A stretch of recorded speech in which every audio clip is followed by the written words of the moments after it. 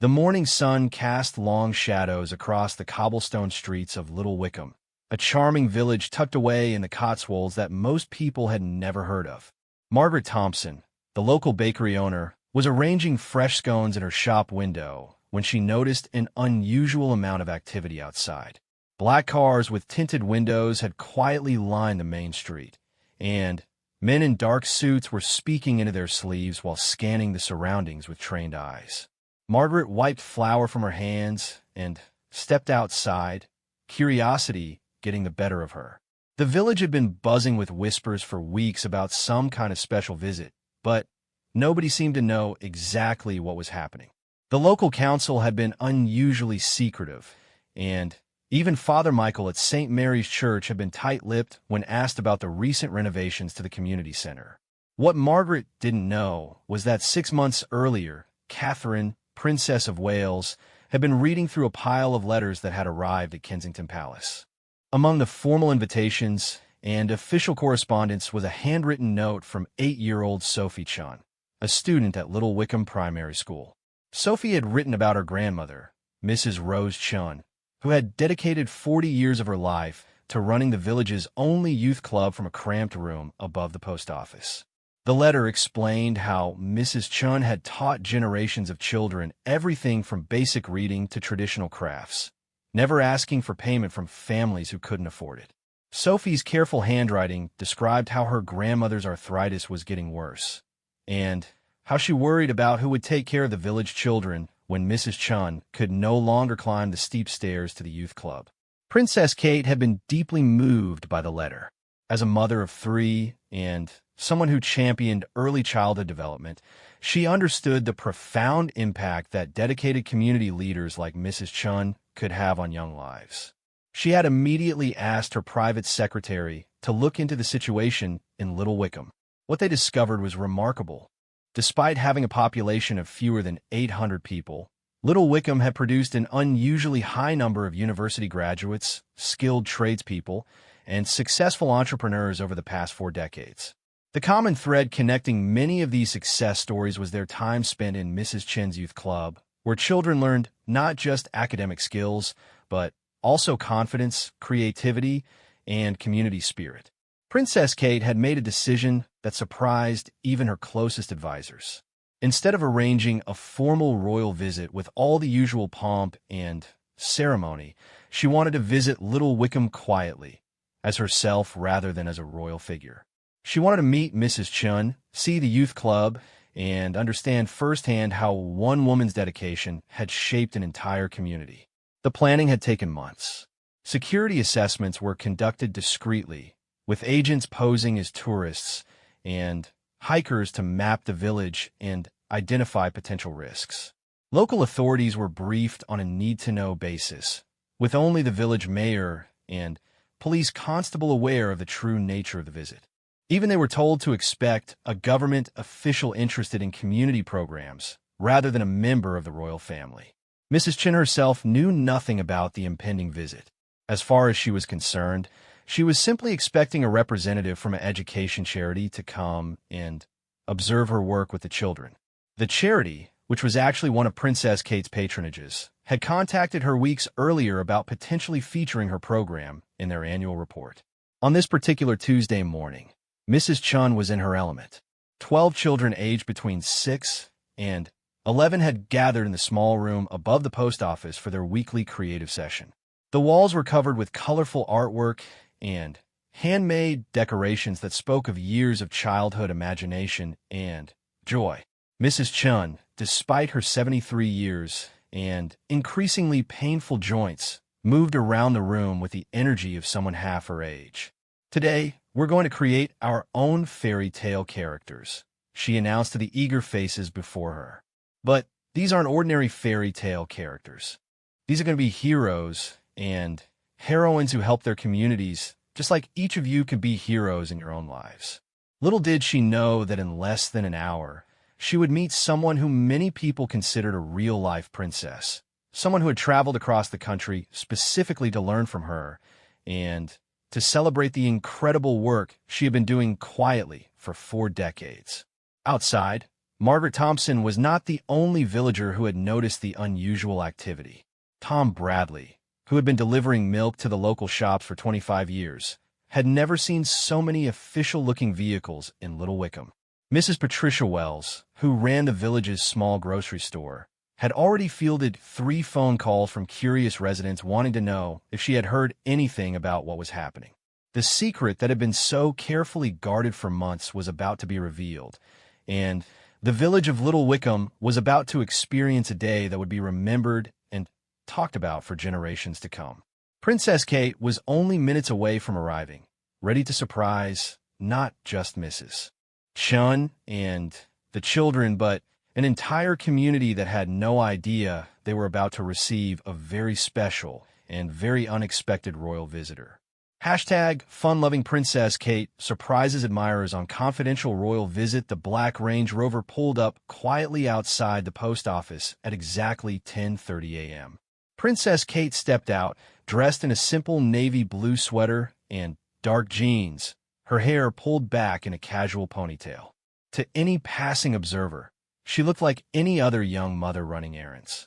The only hint of her true identity was the subtle presence of protection officers who had positioned themselves strategically around the village square.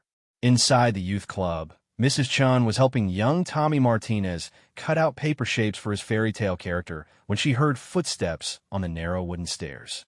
She glanced at her watch and smiled. The charity representative was right on time.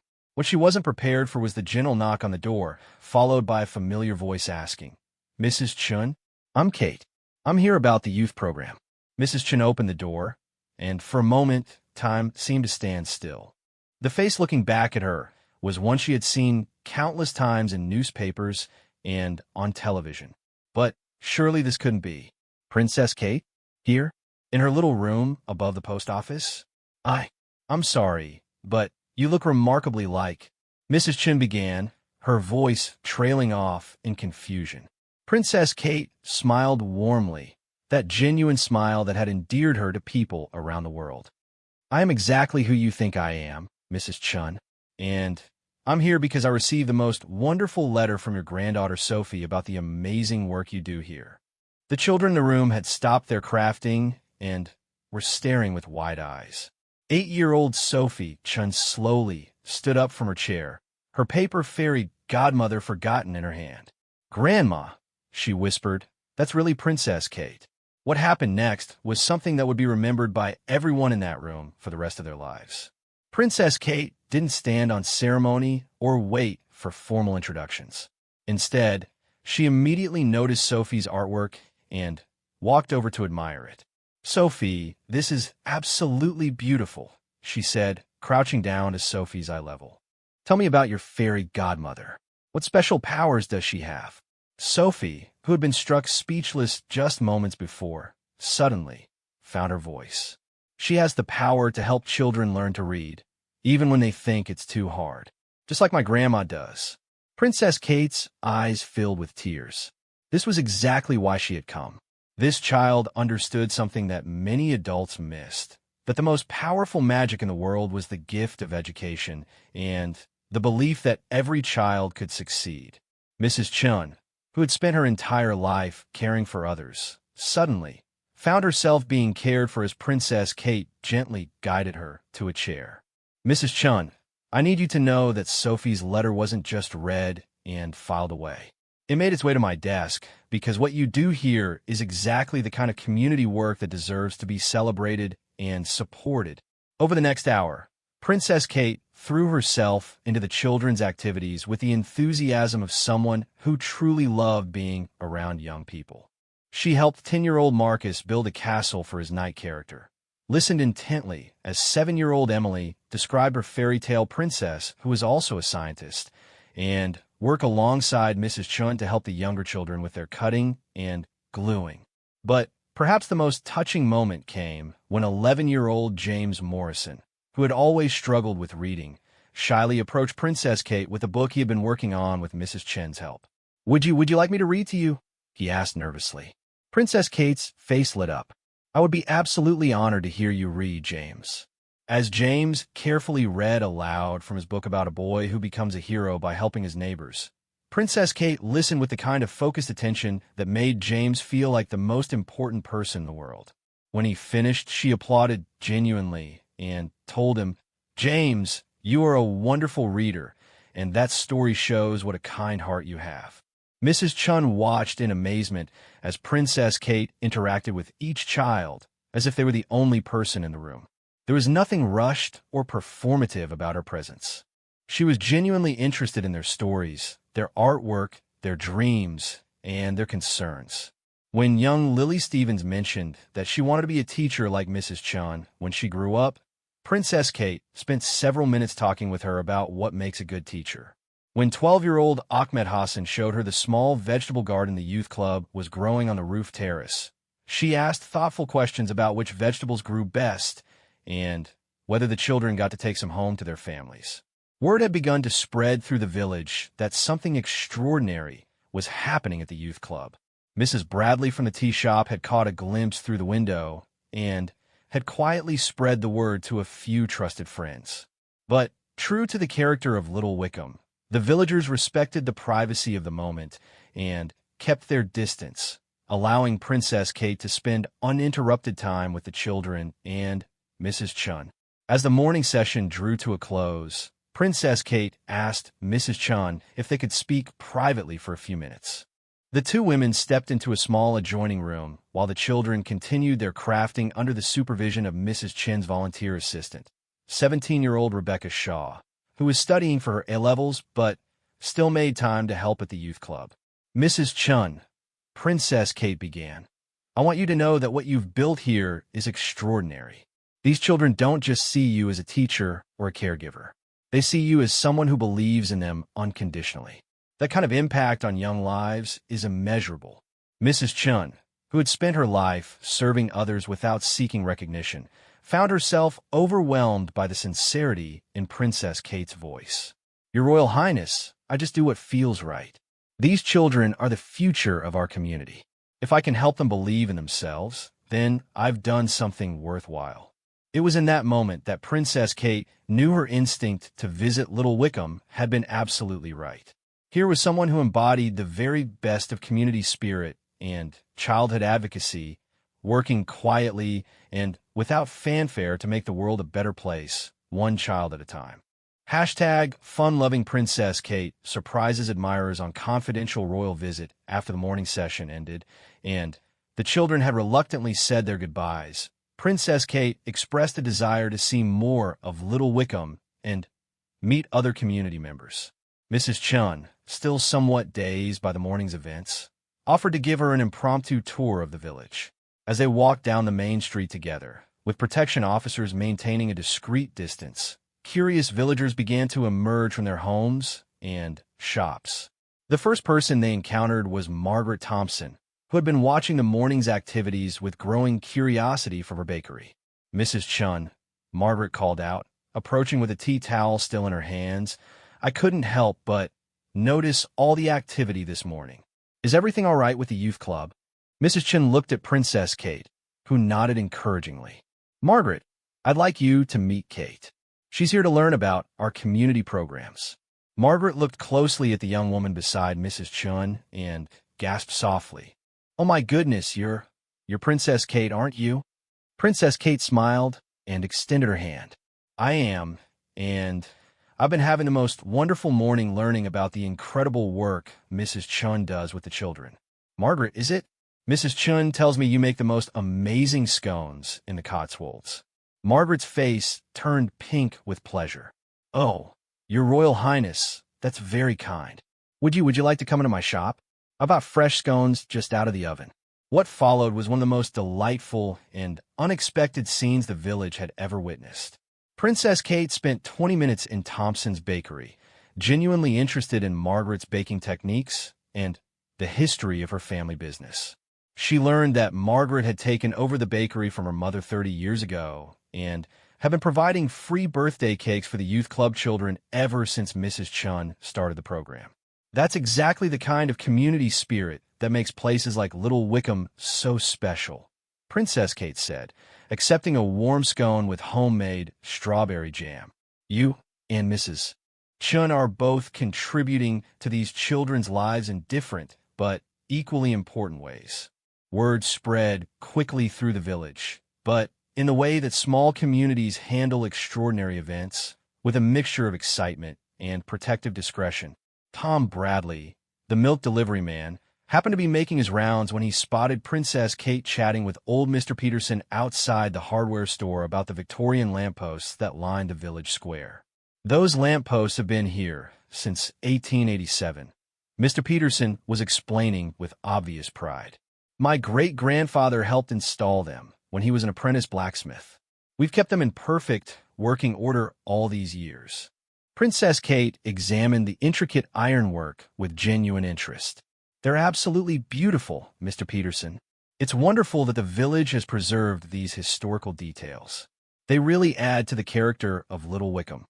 By this time, a small but respectful crowd had gathered. The villagers kept a polite distance, but their faces showed a mixture of awe and delight at having such an unexpected visitor. Children who weren't part of the youth club program had heard the news and convinced their parents to bring them to the village square, hoping for a glimpse of the real-life princess. Princess Kate noticed the gathering crowd and, in a move that surprised even her protection officers, walked over to speak with them.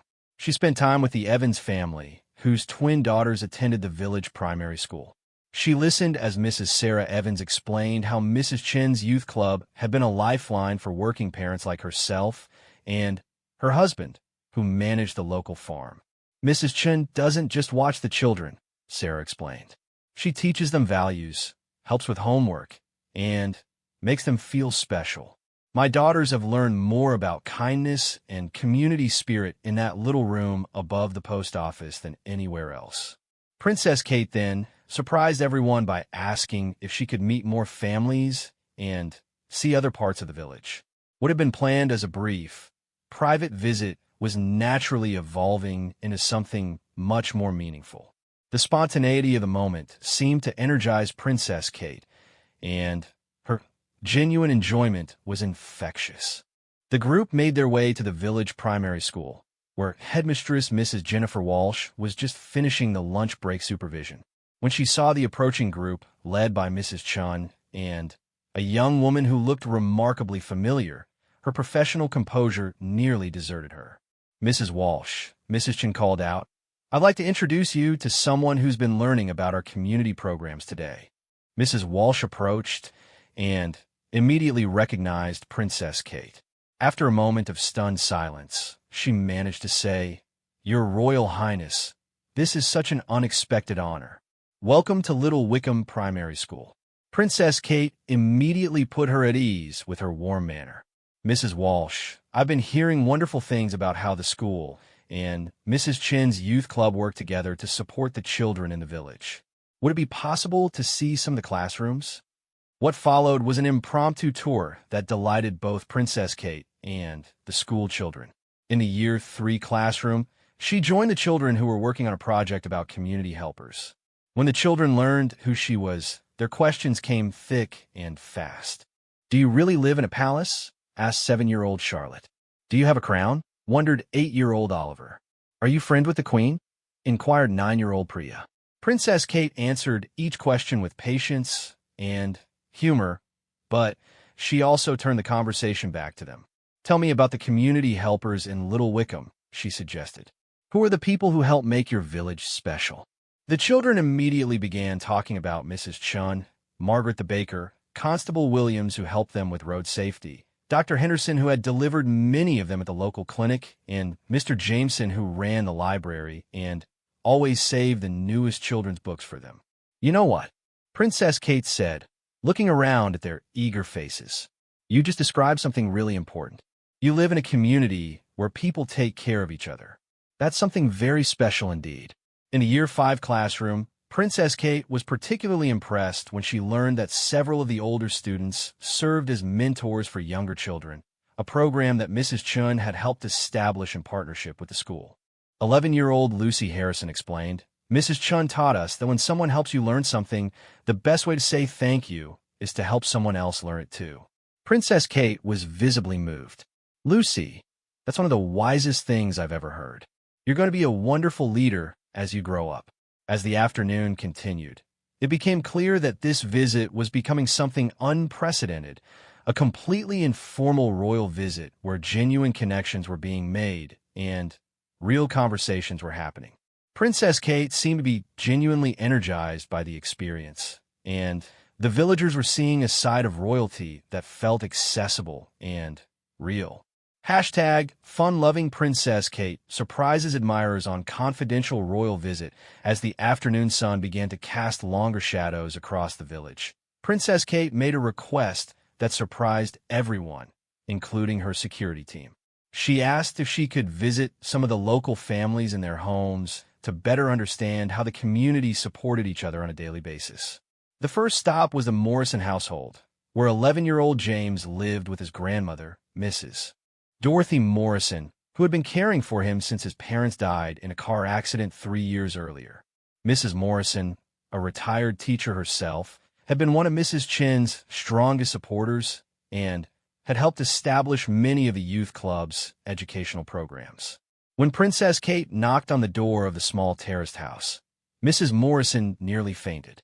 But Princess Kate's immediate warmth and genuine interest in James's well-being quickly put both grandmother and grandson at ease. James read to me this morning. Princess Kate told Mrs. Morrison as they sat in the cozy living room filled with books and family photographs. He's made remarkable progress with his reading, and Mrs. Chun tells me you've been working with him at home as well. Mrs. Morrison's eyes filled with tears. After we lost his parents, James stopped speaking for months. Mrs. Chin never gave up on him.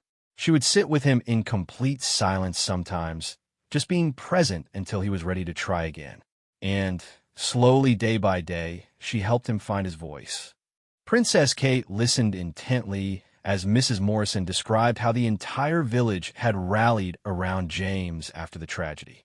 Different families had taken turns providing meals. Mrs. Chun had given him extra attention at the youth club, and even the local teenagers had made an effort to include him in their activities. What strikes me, Princess Kate said, is that this isn't just about one person helping one child. This is about an entire community understanding that when one family faces difficulty, everyone has a role to play in helping them through it. James, who had been quietly drawing at the kitchen table, approached Princess Kate with a picture he had just finished. It showed a large group of stick figures holding hands around a small house, with a big sun shining overhead. "This is my family now," James explained matter-of-factly. "Grandma Dorothy and Mrs. Chun and all my friends at youth club and Margaret, who gives me extra cookies sometimes, and everyone in the village. The sun is the happiness they give me every day." Princess Kate accepted the drawing with obvious emotion. "James, this is one of the most beautiful pictures I've ever received. Would it be all right if I kept it to remind me of Little Wickham and all the wonderful people here?" James nodded enthusiastically, clearly proud that Princess Kate wanted to keep his artwork. The next visit was to the Hassan family, recent immigrants from Syria who had settled in Little Wickham 18 months earlier. Mr. Hassan worked at a nearby farm, while Mrs. Hassan was studying English with the help of volunteer tutors organized through Mrs. Chen's networks. When Princess Kate arrived at their modest flat above the village convenience store, she was greeted by 12-year-old Ahmed, who had shown her the youth club garden earlier that day, and his younger sister Fatima, age 9. "Your Royal Highness," Ahmed said formally, "welcome to our home. My parents are honored to meet you." Mr. and Mrs. Hassan, despite their limited English, expressed their gratitude for the warm welcome their family had received in Little Wickham. Mrs. Hassan, speaking through Ahmed's translation, explained how Mrs. Chun had been instrumental in helping their children adapt to their new school and make friends. "My mother says," Ahmed translated carefully, "that Mrs. Chun made her feel like Little Wickham was not just a place to live, but a place where we belong." Princess Kate was particularly interested in hearing about the challenges the family had faced and how the community had responded. She learned that when Ahmed had struggled with English language math terms despite being gifted at mathematics, Mrs. Chun had arranged for university students from a nearby town to volunteer as tutors. When Fatima had felt left out during playtime because of language barriers, older youth club members had been paired with her as buddies.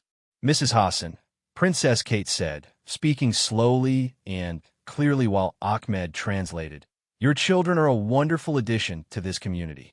Ahmed's kindness and Fatima's creativity are gifts that make Little Wickham a better place." Mrs. Hassan responded with a smile that needed no translation, presenting Princess Kate with a small hand-woven bracelet that she had made using traditional Syrian patterns. "For you," she said in careful English, "to remember our family and our gratitude." As they walked between houses, Mrs. Chun shared more stories about the village's inclusive spirit. She told Princess Kate about elderly Mr. Thompson, who despite his limited mobility, spent hours each week helping children with their reading, and about teenage Rebecca Shaw, who had given up weekend social activities to volunteer at the youth club because she believed in giving back to the community that had supported her. "You know, Mrs. Chun," Princess Kate said as they paused outside St. Mary's Church, "what you've created here goes far beyond a children's program. You've helped foster a culture where everyone understands they have something to contribute, regardless of their age, background, or circumstances." The afternoon's final home visit was to the Chun family residence, where Princess Kate met Sophie's parents and siblings. Sophie's father, Dr. Michael Chun, worked as a veterinarian serving rural communities throughout the region, while her mother, Lisa, taught part-time at the village school and helped coordinate volunteer programs. In the Chun family's back garden, Princess Kate was delighted to discover that Sophie and her siblings had created their own miniature version of a youth club's rooftop garden. They had carefully grown vegetables and herbs, which they shared with elderly neighbors and donated to the community food pantry that operated from the church. Sophie learned from her grandmother that growing food is about more than just gardening, explained Lisa Chun. It's about understanding where our food comes from, caring for the environment, and sharing what we have with others who need it. Princess Kate spent time examining the children's garden, asking thoughtful questions about their growing techniques and their plans for expanding the garden in the spring. When she learned that Sophie was saving seeds from this year's harvest to share with other families next year, she was clearly impressed. "Sophie, you're thinking like a true community leader," Princess Kate told her. "You're not just growing vegetables for your own family. You're growing hope and connection for your whole village." As the afternoon drew toward evening, Princess Kate found herself genuinely reluctant to leave.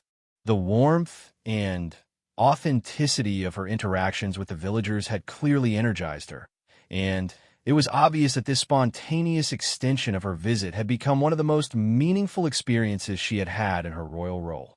The word had spread throughout Little Wickham, but the villagers had shown remarkable restraint and respect, allowing Princess Kate to move freely and naturally through their community without the usual crowds and formality that typically accompanied royal visits. Hashtag fun-loving Princess Kate surprises admirers on confidential royal visit. As the evening approached, Princess Kate gathered with the entire community in the village square for an impromptu farewell that no one had planned, but everyone seemed to understand was the perfect way to end this extraordinary day. Word had spread, not just through Little Wickham, but to neighboring villages, and people had come from miles around, not to gawk or take photos, but to be part of something special. Mrs. Chun stood beside Princess Kate as the crowd assembled.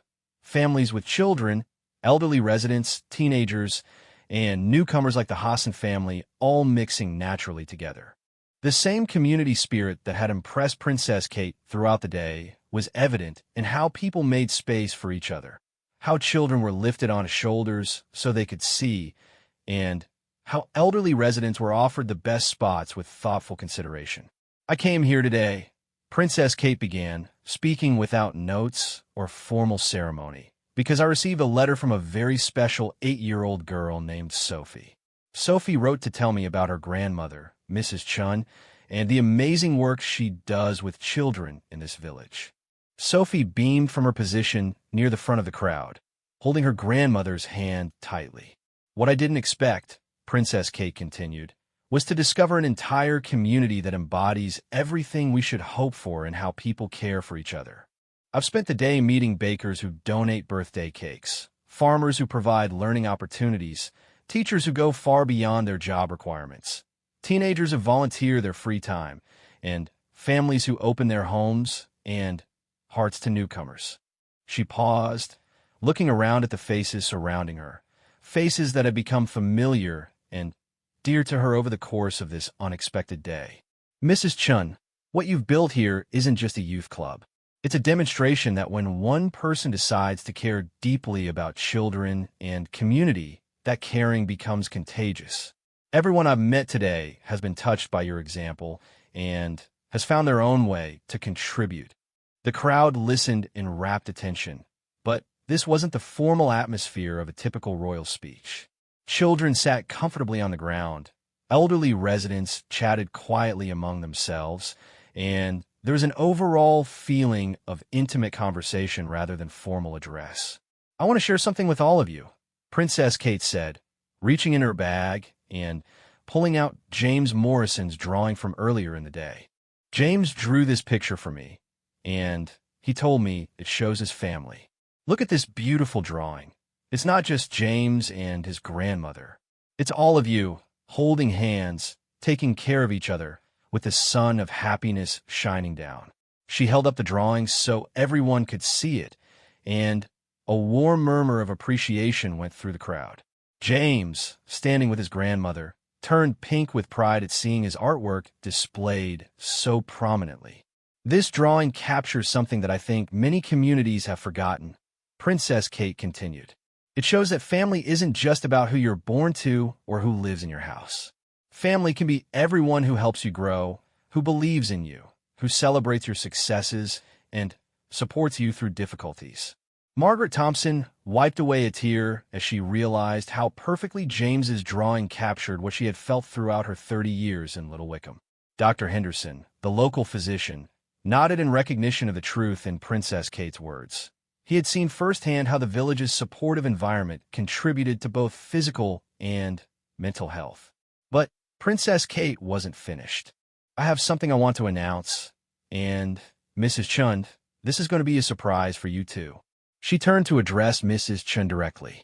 "Your 40 years of service to this community deserve recognition that goes far beyond what any of us can say today. I am delighted to tell you that you have been selected to receive the British Empire Medal for your outstanding contribution to education and community service." The crowd erupted in cheers and applause. Mrs. Chun, overwhelmed with emotion, found herself surrounded by children, parents, and neighbors all celebrating her recognition. Sophie hugged her grandmother tightly, tears of joy streaming down both their faces. But that's not all. Princess Kate continued once the celebration had quieted. "I've also spoken with my patronages and trust funds about establishing the Little Wickham Community Learning Center.